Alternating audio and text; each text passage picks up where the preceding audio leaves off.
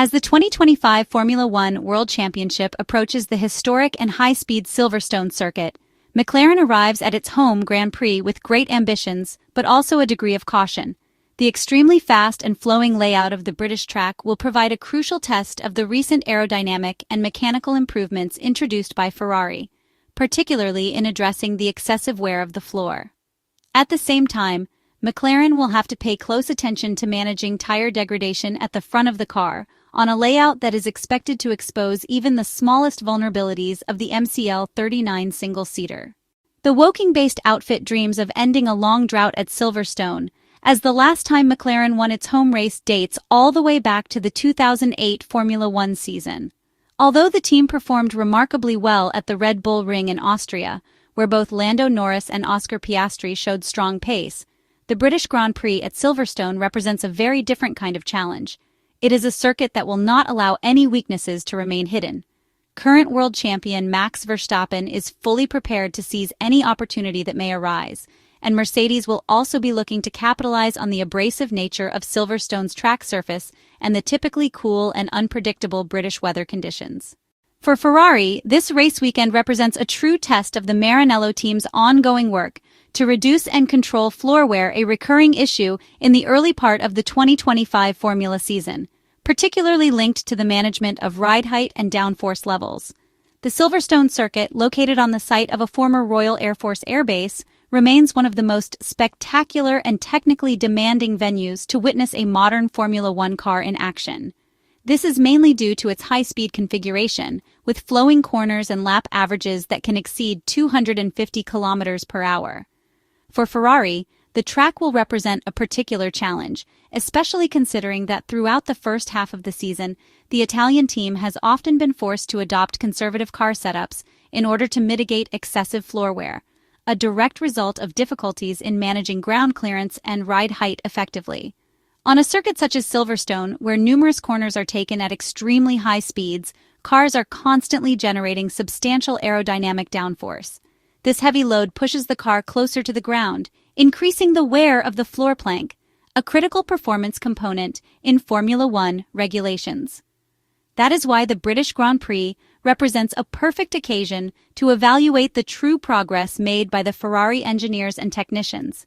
It is important to keep in mind that for every single millimeter a team is forced to increase the ride height of the car to protect the plank from damage, there is an approximate loss of downforce equivalent to about half a tenth of a second per lap. Attempting to recover this lost performance with a more aggressive rear wing configuration is not a viable solution, particularly at Silverstone, which is one of the circuits that most rewards aerodynamic efficiency. This concept of efficiency is often misunderstood as merely straight-line top speed, but in reality, it refers to a car's ability to generate significant levels of aerodynamic load while keeping drag as low as possible. Achieving strong top speeds down the former airbase's long straights is crucial for setting a competitive lap time, but it cannot come at the expense of high-speed cornering performance. This is especially true in the famous sequence of Maggots, Beckett's, and Chapel, where drivers navigate 5 rapid changes of direction at speeds exceeding 230 km per hour. Andrea Stella, team principal of McLaren, had previously stated at Imola that when it comes to these types of corners, he did not believe that the McLaren Formula One car enjoyed a particular advantage. Indeed, it was at circuits like Imola, Suzuka, and Jeddah, all tracks rich in high-speed directional changes, where Max Verstappen and Oracle Red Bull Racing had shown their ability to challenge and, in some cases, outperform the papaya-colored MCL39. Nonetheless, McLaren arrives at Silverstone with the status of pre-race favorite.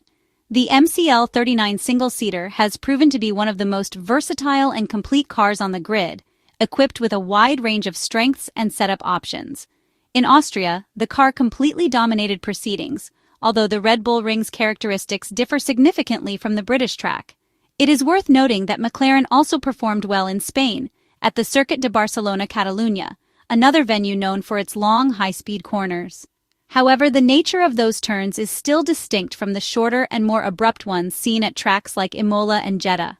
Speaking at the Spanish Grand Prix, Andrea Stella had explained that, despite similar speeds to other circuits, the longer duration of the corners at Barcelona had played to McLaren's strengths. He remarked that one of the distinctive features of the Spanish track is the extended length of its curves, in contrast to the much shorter corners of Imola. In those long sweeping bends, the MCL39 appeared to revive some of the key traits of its 2024 predecessor, a car that had already laid a strong foundation for this season's improvements. Silverstone will once again give the McLaren F1 team the opportunity to exploit its excellent stability in long radius corners, such as Turn 6, Brooklands, Turn 7, Luffield, and Turn 15, Stowe.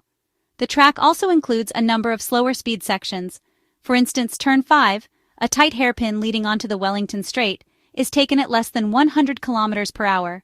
Corners like Luffield and Vale, while more flowing, still require strong low-speed mechanical grip. In this sense, Silverstone does not fit the profile of a purely high-speed circuit like the one in Jeddah, but rather serves as a comprehensive examination of a car's overall balance. It requires a careful compromise between high-speed aero performance and slower corner mechanical grip. On several occasions this season, McLaren has demonstrated that its MCL39 has a remarkably wide setup window. This flexibility allows the engineers to find the right balance between different cornering demands, as was perfectly demonstrated during the Miami Grand Prix. One of the standout strengths of the MCL39 is its superior ability to manage rear tire degradation, a factor that becomes slightly less significant at Silverstone. In the United Kingdom, it is the front axle that is often the limiting factor in terms of tire wear.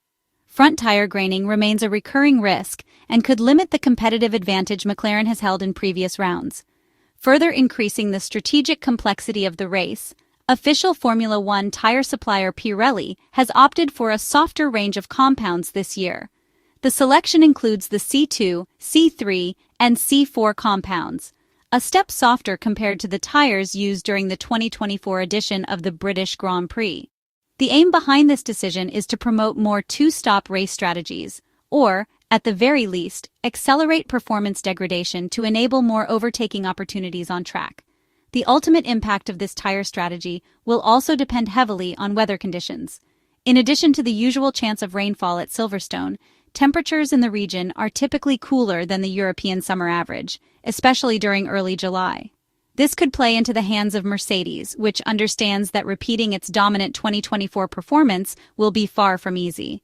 Last season, the Brackley-based squad locked out the front row in qualifying and went on to win the race with Lewis Hamilton on Sunday. At the time, the Silver Arrows had a car that was particularly strong on circuits where front-end grip is key, such as Silverstone. However, the current W16 car has been troubled by understeer, which is the flip side of its otherwise strong and stable rear end. That said, the car has inherited a preference for cooler conditions from its predecessor, a trait that may offer an edge in this specific environment.